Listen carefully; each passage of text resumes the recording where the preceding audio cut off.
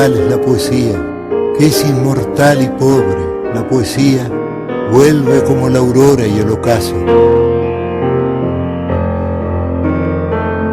Presentamos Sopa de Letras, un espacio para alimentar el alma, un espacio para habitar con la poesía.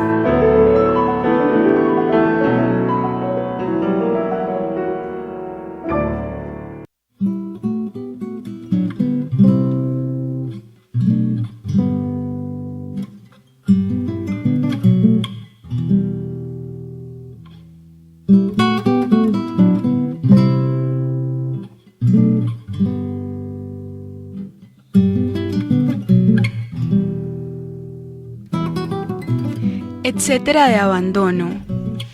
Angustia, el hígado. Angustia, los pulmones.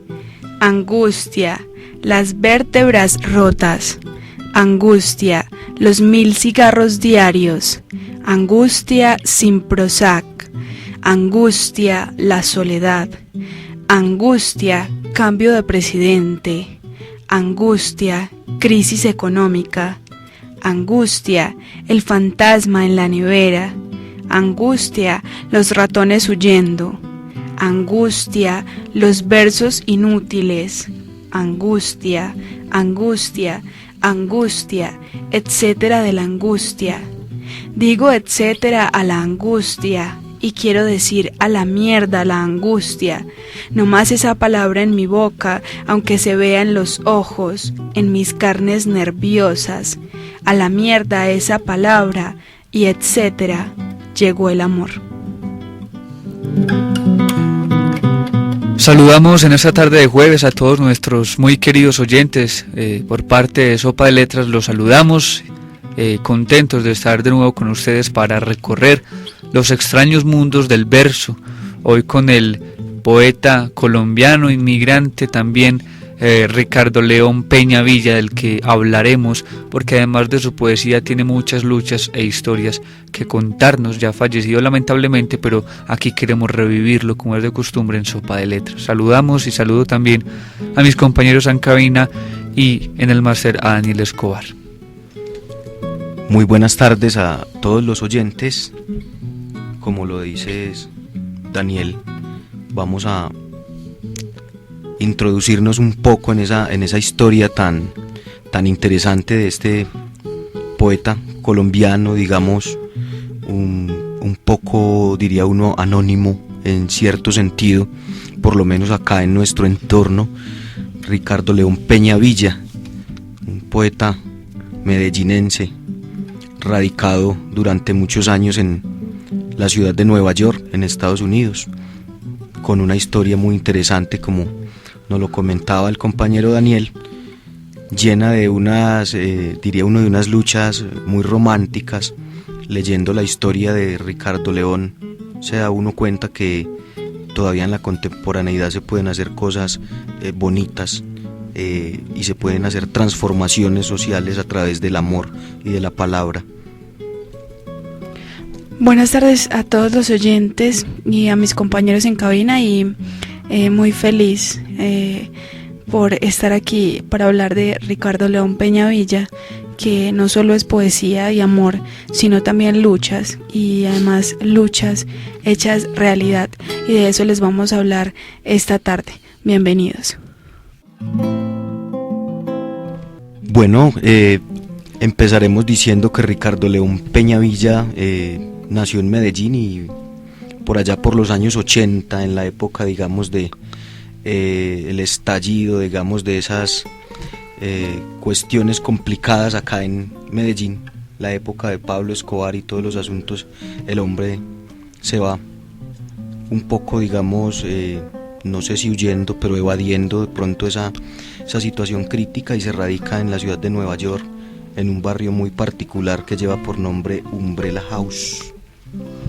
Bueno, Ricardo nace en el año de 1962, como lo decía Marvin, en la década de los 80 decide irse a Nueva York y fallece en el 2011, el 11 de marzo, a raíz de un problema en sus pulmones.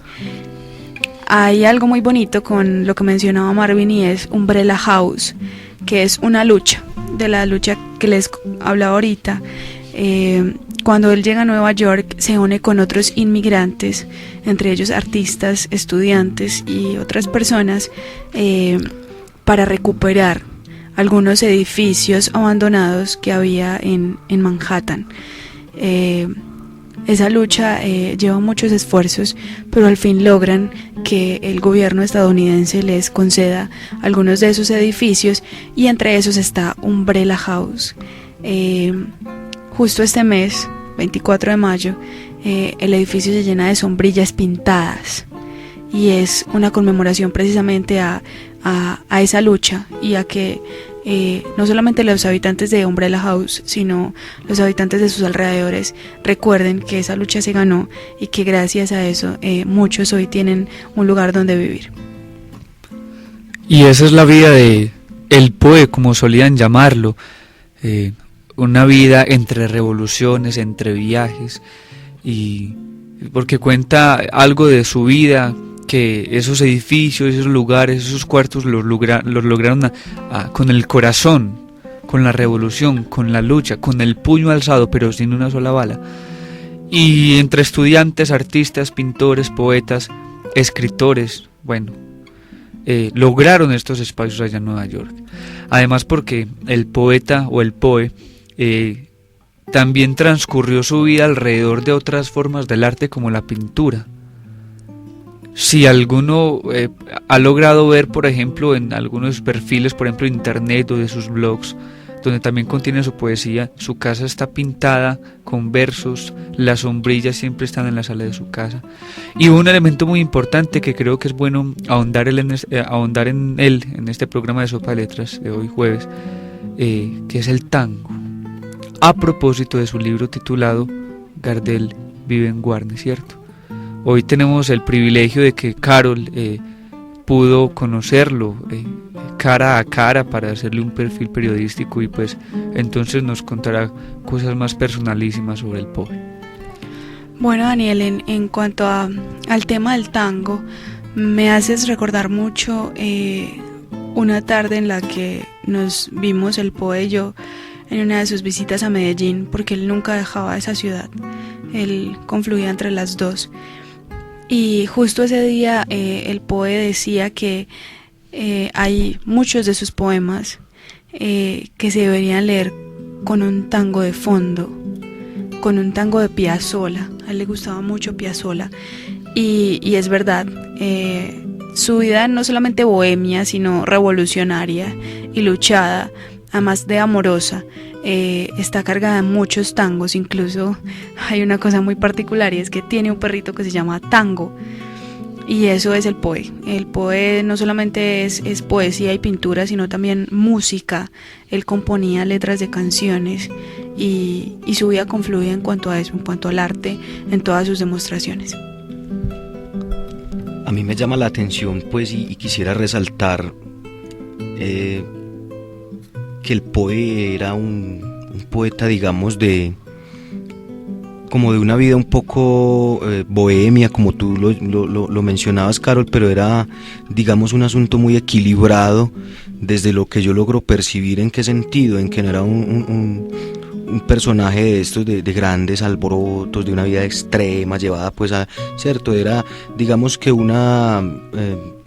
se me antoja un tanto romántico su propia vida. De pronto hablábamos extra micrófono que no es tanto, digamos, la construcción literaria o poética en él, sino también esa vida en sí la que constituye un gran poema. Es un modo bonito de habitar en un edificio de aquellos pues de Manhattan, con las escaleras por fuera, la historia de las sombrillas, que ahorita de pronto penetraremos un poco más en ella, y esa manera tan particular de ser revolucionario y contestatario, y de pronto hasta un poco agresivo, pero sin violencia.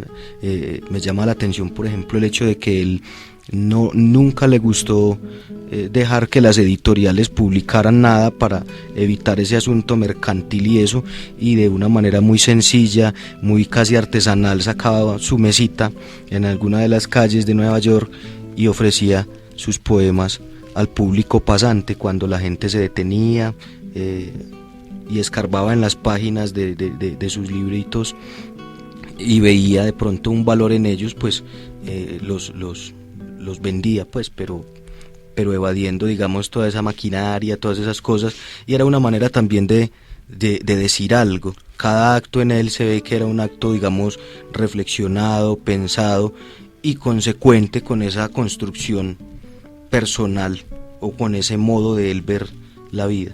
Entonces me parece muy bonita esa historia en sí. Yo incluso me pregunto qué editorial, de las grandes editoriales que conocemos, habría publicado un título que dice Gardel vive en Guarne. Es decir, el Poe, la afirmación que decía en cuanto a eso era, yo no voy a permitir que ninguna editorial decida qué es lo que voy a publicar y sobre qué voy a escribir. Entonces puede ser que esa lucha del Poe haya logrado precisamente publicar un libro sobre una historia de Gardel, donde se cuenta que Gardel en realidad no murió en el accidente aéreo en Medellín, sino que se fue a vivir a una finca en Guarne. Eso es algo muy particular en él, además por la forma no solamente en que vendía sus libros, sino la forma en que se reunían en torno a la poesía. Él junto con otros poetas, no solamente de Colombia, sino de Latinoamérica, tienen un movimiento que se llama Movimiento de Poesía Inmigrante, y hacen un festival donde siempre hay poesía en español y siempre hay poesía para los inmigrantes. Digamos que es entonces esa una parte muy importante de su vida, porque si bien en el Poe no hay poemas con métrica y con endecasílabos y con toda esa cuestión tan ordenada de muchos poetas de las grandes editoriales, hay temas muy cotidianos, hay temas muy álgidos y muy provocadores, pero siempre con ese tono de amor y con ese tono de pacifismo que caracteriza a Ricardo León Peñavilla.